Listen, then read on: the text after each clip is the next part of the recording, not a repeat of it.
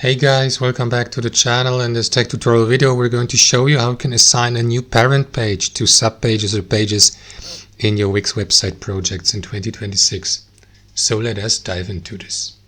So guys, navigate to your Wix website project, select the page in the top left like the About Us page for the sake of this tutorial. Next, navigate to Pages and Menu here on the left hand side.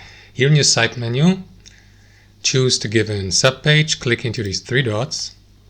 And what you want to do from here is select settings. Here under page info, what you want to do guys is decide whether you'd like to make it a home page, for example, or what you want to do guys is navigate, for example, to the SEO basic settings here, and here under parent page, click into the drop-down menu to make changes to the site hierarchy. Excuse my poor pronunciation here. And choose one of your website pages as the new parent page. Now, for this specific example website here, the home page is of course the parent page for most other pages, but you can simply choose one of these and make it your new parent page of that page here, of course. And that's how it works, guys. Let me close that menu. Thanks for watching. Hope you enjoyed it, got some value from it, and we'll catch you later.